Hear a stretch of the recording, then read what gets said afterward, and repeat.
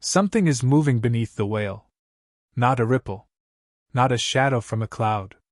A shape, wide, silent, and climbing, rising through the warm coastal water like the seafloor itself has decided to come alive.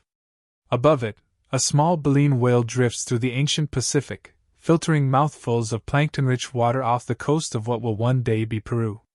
It is only about 10 or 13 feet long, roughly the size of a modern beluga, which in most oceans would make it a pretty respectable animal. But not in this ocean.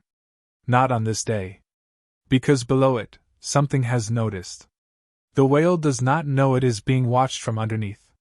It does not know that in this particular stretch of water, being small, warm-blooded, and full of energy-rich fat is a dangerous combination. And it definitely does not know that millions of years later, one of the only witnesses to what happens next will not be a skeleton, or a footprint, or some dramatic fossilized battle scene. It will be a tooth. A single tooth, left behind like a calling card at the scene of a very old crime. The predator comes from below or behind, the way some large sharks still hunt today, using surprise as a weapon. And for the whale, there is probably no warning that matters. One moment it is feeding in sunlit water. The next, the ocean erupts around it. Jaws wide enough to take in a human whole close with a force built for tearing through marine mammals. And the little whale's story ends right there, in a burst of motion that the rocks will remember only in fragments. That is the strange thing about deep time. The most terrifying moments in the history of life usually do not fossilize as action scenes. They fossilize as clues. A bite mark. A broken bone. A shell drilled through by a predator. Or, in this case, a massive serrated tooth lodged in the body of an animal that never saw its attacker coming. And that tooth points to one of the most famous suspects in the fossil record, Megalodon. Now, it would be very easy to stop here and say, yes, this was the biggest shark that ever lived, roll the scary music, cue the giant jaws, thank you and good night. But that would actually miss the more interesting mystery. Because Megalodon was not just big in the casual, wow, that's a large fish, kind of way.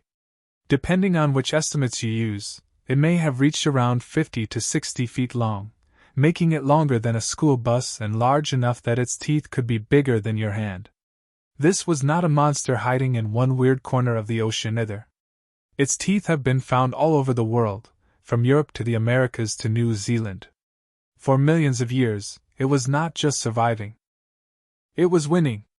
It lived in oceans full of whales, dolphins, seals, and other marine mammals, animals packed with the calories needed to support a predator operating at an almost ridiculous scale. In the food web of its time, Megalodon was not background scenery. It was the thing you hoped was not underneath you. And yet, here is where the story starts to get uncomfortable. Because the largest shark in Earth's history is gone. Not hiding in some trench. Not waiting for a dramatic sequel. Gone.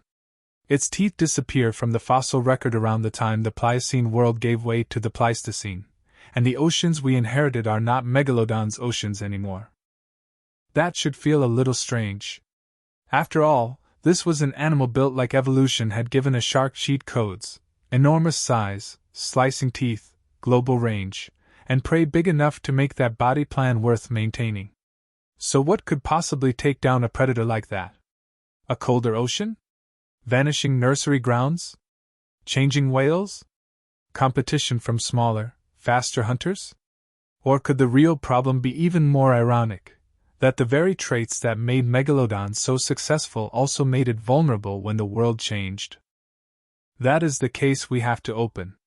Because somewhere between that little whale in ancient Peru and the empty space Megalodon left behind in today's oceans, the rules changed. And when they did, the biggest shark that ever lived found itself in a world where being the biggest might no longer have been enough. The tooth is the kind of clue that looks almost too simple. A hard triangle of enamel, darkened by time, sharp along the edges, and heavy with a story it cannot tell out loud. But hold that tooth in your hand, and suddenly the ancient ocean starts to come back into focus. Not as a blue emptiness, not as a background for one giant shark, but as a crowded, noisy, dangerous world where every body was part of a much larger machine. Picture the coast of Peru around 8 million years ago. Warm water rolls over shallow shelves. Plankton blooms in sunlit layers near the surface. Small whales move through the water like living sieves. Seals and dolphins cut through the currents. Below them, the seafloor slopes away into darker blue, and somewhere in that space, a predator big enough to change the behavior of everything around it is cruising for an opening. This is not the lonely monster version of the story. This is a whole ecosystem built around calories, movement, and risk. And that matters, because an animal like Megalodon could not exist just because evolution felt like making something enormous. A body that huge comes with a bill. Every day, it needs energy. A lot of energy. And for millions of years, the oceans were apparently able to pay it. That is the first strange part. Megalodon did not appear in a poor ocean and somehow brute force its way to the top. It rose in a world where marine mammals were becoming more abundant, more diverse, and in many cases larger. Whales were changing. Seals were spreading. Dolphins were experimenting with new shapes and sizes. The menu was not just full. It was evolving. And if you are a predator built to tear into warm-blooded prey wrapped in fat, that kind of world does not just feed you. It rewards you. But the reward leaves evidence behind in a very uneven way. Megalodon skeletons are almost never found, because sharks build most of their bodies from cartilage, and cartilage does not fossilize kindly. It fades. It collapses. It disappears before the rocks can preserve much of it. So instead of complete bodies, we get teeth. Thousands of them. Scattered across continents. Pulled from cliffs, riverbeds, quarries, beaches, and ancient marine sediments. A global trail of blades, each one a little marker saying, it was here too. And this is where the case gets more interesting, because teeth do not just say that Megalodon existed. They suggest how widely it moved, what kinds of places it used, and sometimes what it attacked. Some teeth are found in deposits that were once warm coastal waters. Some are associated with marine mammal bones scarred by bites. Some show wear, breakage, and replacement, because sharks are basically conveyor belts for teeth, which is honestly convenient for paleontologists and extremely inconvenient for anything being bitten. But even with all those teeth, the animal itself remains weirdly incomplete. We know the weapon better than we know the body that carried it. And when the weapon is that famous, it is easy for imagination to fill in the gaps with something too simple. Biggest shark, biggest bite, top predator, end of story. Except the fossil record is rarely that tidy. Because while Megalodon teeth show up across the ancient world, they also show patterns. They appear in places that may have been nursery habitats, warm, shallow coastal zones where young sharks could grow with some protection. And the babies, if we can call an animal several feet long a baby without sounding ridiculous, were already enormous compared with most sharks alive today. Imagine a newborn predator nearly the length of a compact car entering the water, already large enough to make many modern marine animals deeply reconsider their plans. That is amazing. It is also a little suspicious. Because a nursery is not just a place where young animals begin. It is a dependency. It is a requirement. It means that even the ocean's most terrifying adult may have started life needing very specific conditions: the right temperature, the right coastline, the right prey, the right shelter from even bigger dangers. And that raises a problem that does not look like a problem at first. If Megalodon's empire depended on warm coastal worlds full of marine mammals, then what happens when those coasts change? What happens when the prey moves, the water cools, the shallow seas shrink, and the places that once made baby giants possible begin to vanish? By the time Megalodon was patrolling those warm coastal waters, it was not some evolutionary experiment still trying to prove itself. It had already won. Its teeth show up like warning signs across ancient oceans, buried in sediments that were once seafloors from the Americas to Europe to the Pacific. And when the same kind of weapon keeps appearing in places separated by whole oceans, the message is hard to miss: this animal was not local. It was global. Imagine standing on a Miocene shoreline, long before any city, any harbor, any beach house with questionable storm insurance. The water is warmer than many modern seas. The coast is alive with noise, waves grinding shells into sand, seabirds wheeling overhead, marine mammals surfacing in bursts of breath and spray. Somewhere offshore, whales are feeding. Some are small by modern standards, some are beginning to test larger body plans, and all of them are carrying the kind of rich, fatty tissue that makes a predator's world go round. Then, scattered through this ancient scene, like clues left by the same suspect in different rooms of a mansion, are the teeth. Not one or two. Not a weird isolated find that could be explained away. Thousands. They are triangular, serrated, and built like steak knives designed by a committee that had very strong feelings about overkill. Some are only a few inches long. Others are large enough to fill your palm and then keep going. And because sharks shed teeth throughout their lives, every lost tooth is a tiny fossil postcard from a predator that passed through, fed, grew, or died nearby.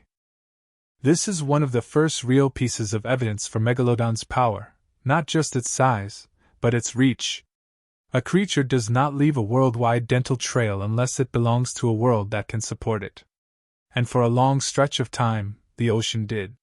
That is important, because the ancient seas were not merely a stage where a giant shark happened to appear. They were part of the machinery that made a giant shark possible. Nutrients washing into coastal waters helped feed plankton. Plankton fed small animals. Small animals fed bigger animals. And up the chain came marine mammals, packages of muscle and fat that turned sunlight and ocean chemistry into meals big enough for an apex predator. It is not exactly romantic, but evolution does a lot of its best work through food webs. And Megalodon was sitting at the expensive end of one. But teeth can tell us more than where it lived. Sometimes they tell us what kind of life it lived before it became the monster in everyone else's story. In some fossil deposits, paleontologists have found unusually high numbers of smaller megalodon teeth. That pattern suggests that certain shallow, warm coastal areas may have served as nurseries. Not just feeding grounds, but places where young sharks began their lives. And this is where the image of the untouchable giant starts to crack, just a little.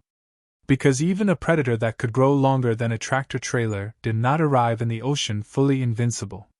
It began as a juvenile, big by shark standards, sure, but still young, still vulnerable, still tied to places where the water was right and the risks were lower. A nursery is a cradle, but it is also a constraint. It tells us that Megalodon's life cycle may have depended on particular coastal habitats, the kind that can disappear when sea levels shift, currents reorganize, or climates cool. So the same fossil record that makes Megalodon look unstoppable also hints that it had needs. And needs are where even giants become interesting. For millions of years, those needs seem to have been met. The teeth kept coming. The bite marks kept showing up. The marine mammals kept swimming through dangerous water, and the giant shark kept finding them. From the outside, this looks like dominance. But from the point of view of a scientific mystery, dominance is not the end of the case. It is the setup. Because the stronger the empire looks, the stranger its disappearance becomes. If the oceans once had the food, the warmth, and the coastlines to build this animal, then something must have changed deeply enough to take all of that away. And the first clues are not only in the teeth Megalodon left behind. They are in the oceans that stopped being the kind of world where those teeth made sense. The first real sign of trouble does not look like a monster being defeated. It looks quieter than that. It looks like water getting colder. It looks like coastlines pulling back. It looks like the warm, shallow places where young sharks may have grown up becoming smaller, stranger, and harder to find. And in the fossil record, it looks like absence, which is one of the most frustrating kinds of evidence because absence never walks into the room and announces what it means. It just leaves you staring at the places where something used to be. For millions of years, Megalodon teeth are there. They show up in marine sediments like scattered blades, the kind of evidence that makes it hard to deny there was once a giant predator moving through these waters. But then, as the late Pliocene world approaches the colder, more unstable climate of the Pleistocene, that trail begins to thin. Not all at once. Not like a light switch. More like a signal fading at the edge of range. A tooth here. A gap there. A younger deposit where you might expect the old suspect to appear, and instead the rocks give you nothing. Which raises a question that sounds simple, but is actually a trap. When does a missing fossil mean an animal is gone? Because paleontology is not like watching the last member of a species take one final dramatic breath. The fossil record is patchy. It is biased. It preserves some places beautifully and erases others completely.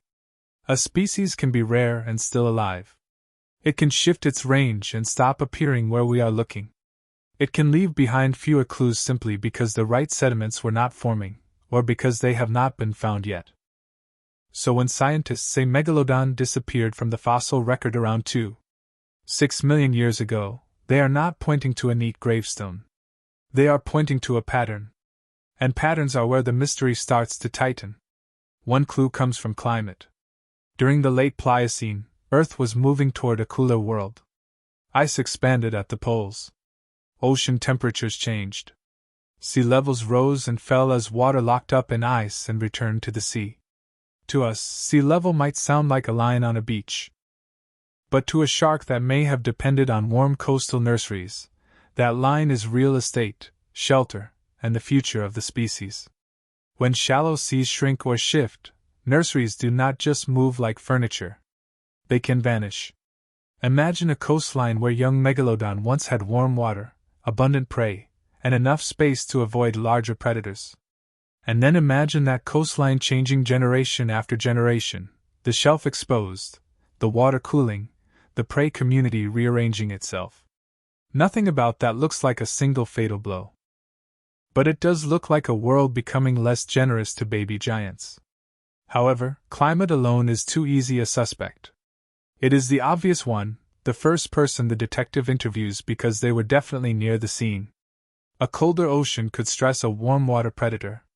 Sea level shifts could disrupt nurseries. But Megalodon had survived environmental changes before. It had been around for millions of years, through plenty of oceanic drama. So why would this round of change be different? And then the case moves from the water itself to what was swimming in it.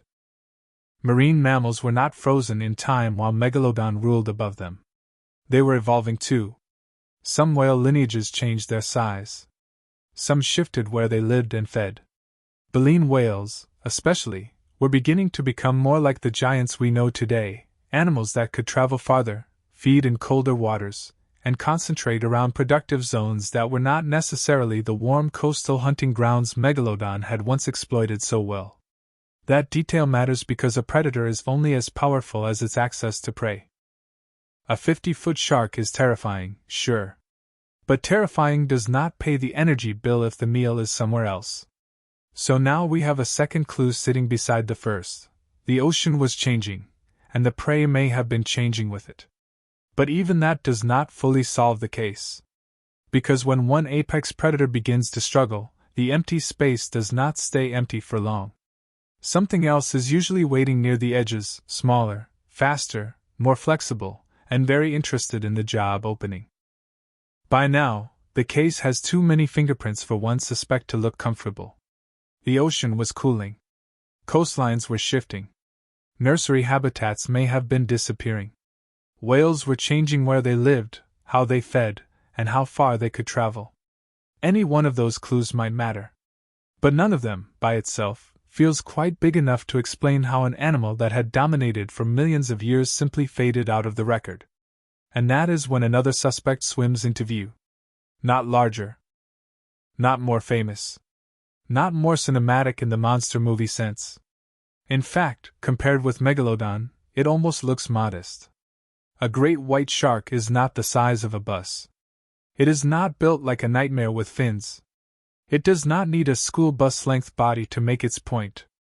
But that may have been exactly the problem for Megalodon. Because in a changing ocean, smaller does not always mean weaker. Sometimes smaller means cheaper to feed, easier to move, faster to mature, and better at taking advantage of prey that a giant can no longer reach as easily. For a long time, the obvious story seemed to be that Megalodon was basically an oversized version of the great white shark, the same kind of animal, just scaled up to ridiculous levels. You can see why scientists once thought that. The teeth look similar at first glance: broad, triangular, serrated, blade-like. The kind of teeth that say, with very little subtlety, this animal had opinions about flesh. Early researchers even placed Megalodon close to great whites because those teeth seemed to tell such a convincing story. But then the details started pushing back. The base of the teeth, the shape of the crown, and other subtle anatomical clues suggested that Megalodon probably belonged not in the great white family, but in a different lineage of giant, megatoothed sharks that is now completely extinct. And that is a mini twist with consequences. Because if Megalodon was not simply a giant great white, then the great white was not its smaller descendant carrying on the family business. It was something else, a separate predator, arriving in the same oceans near the end of Megalodon's reign, with a very different body plan and a very different set of costs. That changes the feel of the case. This is not a father being replaced by a child. It is more like an aging empire facing a rival that does not play the same game. And the timing is suspicious. Modern great whites, or sharks very close to them, were spreading during the late Miocene and Pliocene, overlapping with Megalodon in a world where marine mammal communities were already being rearranged. They may have hunted some of the same prey, especially smaller whales, seals, and other marine mammals. And if young Megalodon depended on coastal nurseries where smaller marine mammals were available, then competition could have bitten hardest not at the level of the full-grown giant, but at the beginning of its life. That possibility is sneaky, because it does not require a great white to take down an adult Megalodon like some ancient boxing match. Please do not imagine that. Nature is usually less theatrical and more rude. Instead, competition can work by making meals harder to get, by pressuring juveniles, by crowding feeding grounds, by succeeding just a little better year after year while the larger animal pays a higher energetic price for every mistake. But even here, the evidence refuses to turn into a clean confession. Great whites did not cause climate cooling. They did not move the coastlines. They did not reorganize whale evolution all by themselves. They were not masterminds. They were opportunists in a world that was already changing. Which is why the older, simpler question, "What killed Megalodon?" may be the wrong question. Maybe there was no single killer. Maybe the real story is a pileup, a colder ocean narrowing the shark's best habitats, sea level shifts disrupting nurseries, prey changing size and location, and new competitors making the remaining opportunities more expensive.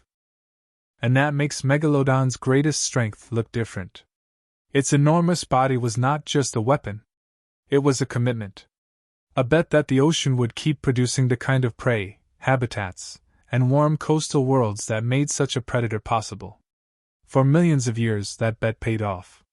But what happens when the table changes, the cards change, and a smaller player can stay in the game longer than the giant who once seemed unbeatable? By this point, the clues are no longer sitting in separate piles. They are starting to lean toward one another. A cooling ocean is not just a climate story. It becomes a nursery story. A shrinking nursery is not just a coastline story. It becomes a baby shark story. And a baby shark story is not just about adorable little predators, although, to be fair, little is doing a lot of work here. It becomes a question about whether the largest shark ever had a life cycle that was much more fragile than its adult body made it look. That is the first connection. If young Megalodon needed warm, shallow coastal water, then changes in sea level and temperature would not just inconvenience the species. They would strike at the places where the next generation began. But then that raises another question. Why would losing some coastal habitat matter so much to an animal that lived across the world? After all, Megalodon teeth have been found in many places. This was not some picky little reef fish trapped in one lagoon. It had range. It had reach. It had a global ocean to work with. Except range is not the same as resilience. A species can be widespread and still depend on specific kinds of places at specific moments in its life. Sea turtles cross entire oceans, but they still need beaches. Salmon roam through wide systems, but they still return to particular waters. And if Megalodon's young needed coastal nurseries, then the map of the world did not matter as much as the map of the right coastlines at the right time. So now the question shifts again. What was happening to those coastlines? During the late Pliocene, Earth was sliding toward a colder rhythm. Ice sheets expanded. Sea level fluctuated. Shallow marine habitats appeared, vanished, and rearranged themselves as water moved in and out of ice. Imagine an ancient coastal shelf, once covered by warm water, slowly becoming shallower, cooler, or even exposed. A place that had been a cradle becomes a sandbar, or a colder bay, or a habitat where the old prey community no longer gathers. That helps explain the nursery problem. But it opens another one. Even if nurseries were under pressure, adult megalodons still needed to eat. And that brings us back to the whales. For much of Megalodon's story, marine mammals were the fuel source that made giant predation possible. They were warm-blooded, fatty, and increasingly important in the ocean's food webs. But whales were not just sitting around waiting to be eaten, which is honestly inconsiderate from the shark's point of view. They were evolving into new ways of life. Some lineages became larger. Some moved into colder, more open waters. Some followed productivity into places shaped by currents and upwelling, where deep water rises and brings nutrients toward the surface. That matters because the ocean's pantry was being reorganized. If prey becomes bigger but more migratory, more seasonal, or more tied to colder productive zones, then a giant predator adapted to warm coastal hunting may find that the buffet is still open, but now it is across town, only on Tuesdays, and guarded by weather. So B explains A. Changing oceans help explain changing nurseries and prey access. But B creates another question. Why did other predators manage to keep going? This is where anatomy sneaks into the case. Megalodon's body, reconstructed from teeth, vertebrae, and comparisons with living sharks, was an achievement of scale. But scale is expensive. A giant predator does not just need more food, it needs a reliable system that keeps delivering food. Smaller predators, like great whites and other marine hunters, may have been able to work with less. They could exploit smaller prey, mature differently, maneuver through changing ecosystems, and survive on opportunities that would not support a shark built like a moving submarine. Which brings us to C. Competition was probably not a dramatic duel. It was an ecological squeeze. Great whites did not need to defeat adult megalodon in combat. They only needed to overlap with its prey, pressure its juveniles, or succeed in the same coastal systems while requiring less from the environment. A little advantage, repeated over thousands of generations, can become a very large problem. And now, when we return to the original clue, the fading trail of teeth looks different. It does not look like a giant suddenly being slain. It looks like a machine losing the conditions that kept it running. The warm nurseries narrow. The prey map shifts. The competitors do not replace the giant by becoming bigger, they survive by not needing to be. But there is still one missing piece, because extinction is not just about what pressures exist. It is about timing. Why did these pressures converge when they did? Why did the ocean that had supported Megalodon for so long finally stop being enough? The answer may not be hidden inside the shark at all. It may be written in the way the entire marine world was being rebuilt around it. Here is the twist. Megalodon may not have been defeated because it was not powerful enough. It may have been defeated because it was powerful in a way the ocean no longer needed. For most of the story, its size looks like the solution to everything. Bigger jaws mean larger prey. A larger body means fewer enemies. A wider range means more ocean to rule. It is the kind of evolutionary resume that looks almost unfair. But evolution is not impressed by resumes. It does not care what worked yesterday. It only cares whether a body can keep working tomorrow. And sometime near the end of Megalodon's reign, the same traits that had made it look unstoppable began to look expensive, specialized, and maybe even a little outdated. Think about what it means to be a giant predator in a changing sea. You are not just an animal. You are an ecosystem with teeth. Your body is a demand placed on the world around you. It demands enough prey, in the right places, often enough to keep all that muscle moving. It demands nursery habitats where the young can survive long enough to become the terrifying adults everyone remembers. It demands a climate that keeps those habitats useful. And it demands that competitors do not take too much from the same table. When all of those conditions line up, a giant can look like the natural ruler of the ocean. But when they begin to shift, the giant does not simply become less scary. It becomes harder to maintain.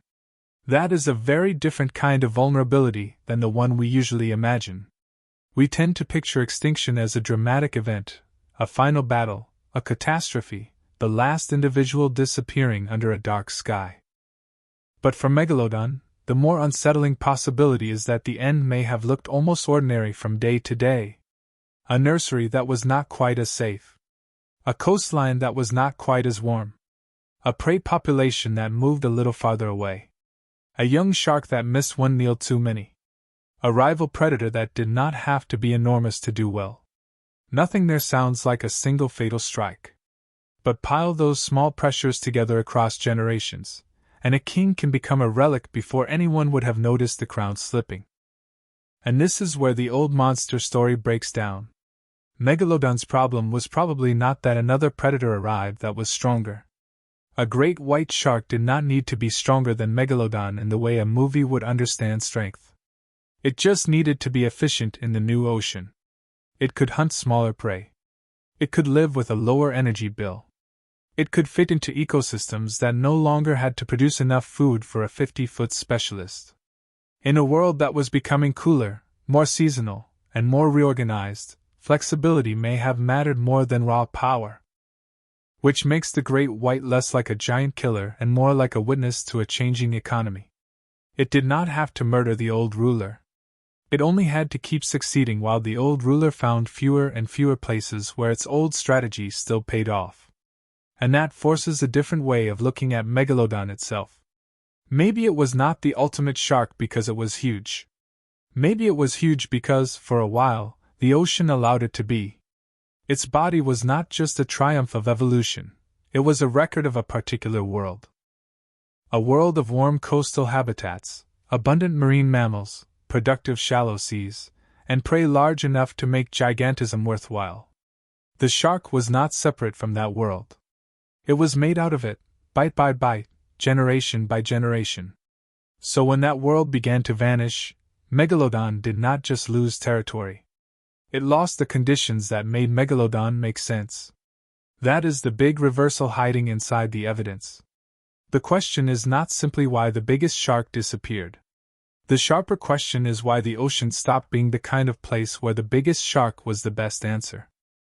And once you see it that way, those fossil teeth start to feel less like trophies from a monster and more like receipts from a vanished system. Each one says that the ancient ocean once had enough energy to build this animal. Each missing one says that, eventually, it did not.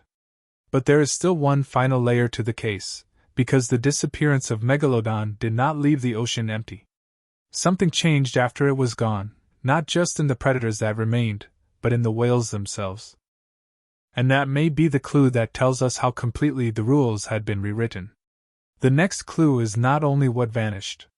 It is what changed shape after the vanishing. Because when Megalodon fades from the fossil record, the ocean does not simply go quiet. Whales do not disappear. Sharks do not disappear. Marine food webs do not collapse into emptiness.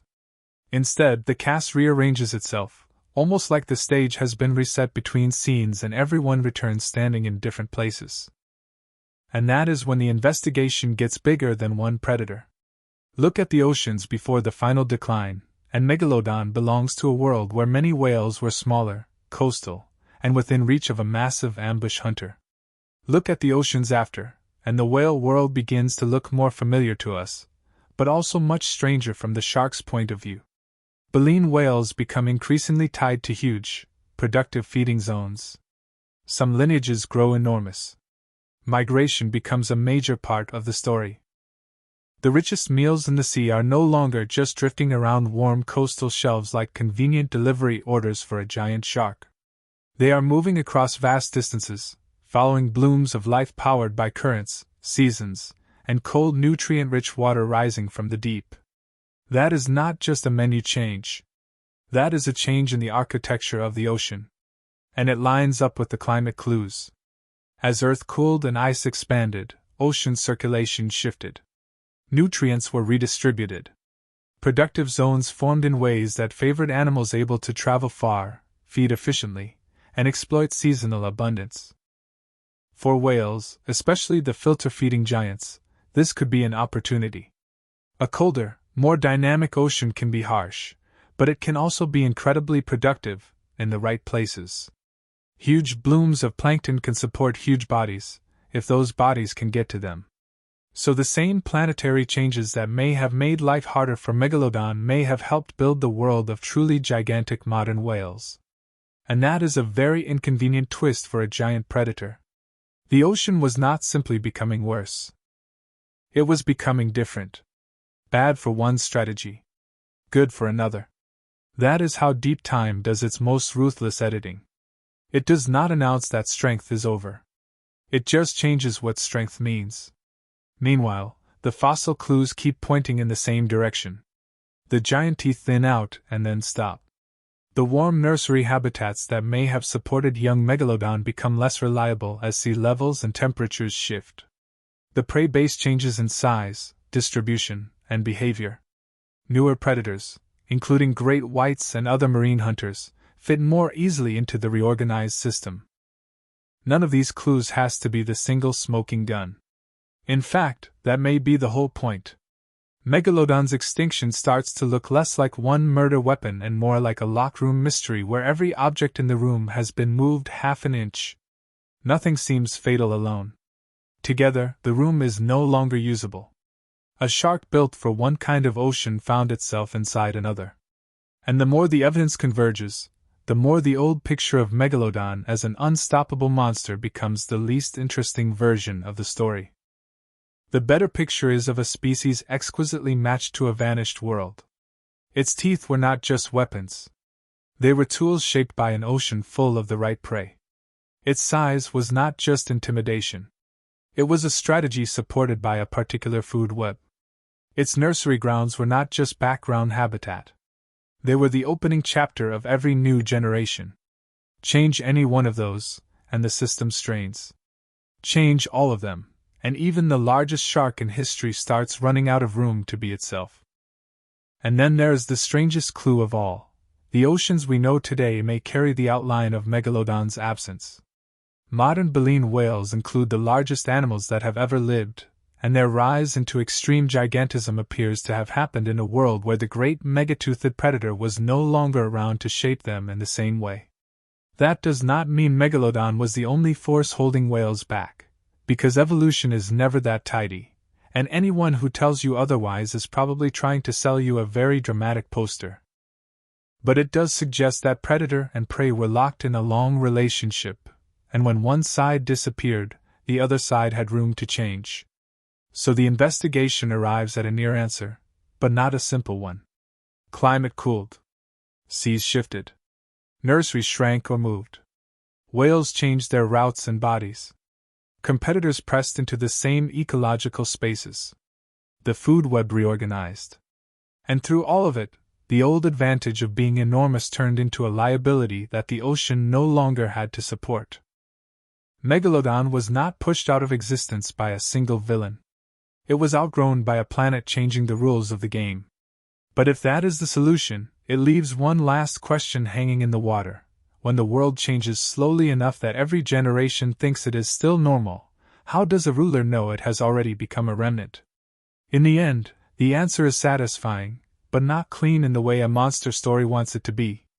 There was probably no single moment when the ocean turned against Megalodon. No final duel with a great white. No one volcanic eruption that instantly erased it. No dramatic last shark circling alone beneath a stormy sky. Although, honestly, that would make a very committed painting.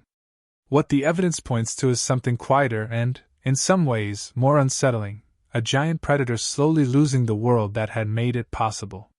The water cooled. Ice grew. Sea levels shifted. Warm coastal habitats changed shape or disappeared. The places where young sharks may have started their lives became less dependable. Whales moved into new patterns, new sizes, and new feeding worlds. Competitors that needed less from the ocean found ways to keep going. And across all of that, Megalodon's greatest advantage, its almost absurd size, became a question the planet no longer seemed interested in answering. Because being huge is not just a trait. It is a contract with the environment. It says the world will keep providing enough food, enough space, enough stable habitat, and enough time for that body plan to make sense. For millions of years, Megalodon's contract held. The ocean paid its bills in marine mammals, warm nurseries, productive coasts, and prey worth chasing. And the shark responded by becoming one of the most extraordinary predators the planet has ever produced. But then the terms changed. Not all at once. Not with a signature at the bottom. Just slowly, through climate, currents, coastlines, and food webs. And when that happened, the body that once looked like the ultimate solution became a very expensive answer to an older question. That may be the real reason its story is so hard to let go of. Megalodon feels like it should have been too big to fail. It had the teeth. It had the range. It had the reputation, at least among humans who showed up millions of years too late to be useful witnesses. But evolution has never worked by reputation. It does not preserve the strongest in some simple, dramatic sense. It preserves what can keep fitting into the world as the world keeps changing. And that is a much colder idea than any giant shark. Because it means extinction is not always a punishment for weakness. Sometimes it is the end of a strategy that was brilliant under yesterday's rules. Seen that way, those fossil teeth become more than souvenirs from a prehistoric nightmare. They are evidence of a vanished relationship between an animal and an ocean. Each one is a little blade-shaped record of a time when the seas could build something enormous and keep it fed. But the gaps between them are evidence too. The missing teeth. The younger rocks that do not contain them. The modern oceans where whales still migrate, great whites still hunt, and the largest shark of all is nowhere to be found. Absence, in this case, is not empty. It is a clue. And it tells us that the world after Megalodon was not simply missing a monster. It had become a different ocean. One where filter-feeding whales could grow into the largest animals ever known. One where smaller, more flexible predators could take over pieces of the old hunting ground. One where the rules of survival had shifted from sheer scale toward movement, efficiency, timing, and adaptation to a colder, more seasonal sea. That is why the disappearance of Megalodon is not just a shark story. It is a reminder that every giant is also a snapshot of the planet that supports it. The biggest animals, the strangest bodies, the most dominant predators, they are all temporary agreements between life and Earth. Change the temperature, change the currents, change the coastline, change the prey, and the agreement can be rewritten. Today, when we look at a whale surfacing in cold water, or a great white cutting through the surf, we are not just seeing survivors. We are seeing the aftermath of an ancient rearrangement.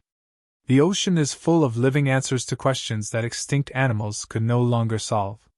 And somewhere in that silence, in sediments where the teeth stop appearing, Megalodon leaves us with one last, uncomfortable image, the most powerful creature in its world, not crushed in a final battle, but stranded by change itself, still enormous, still terrifying, and slowly becoming the wrong shape for the future.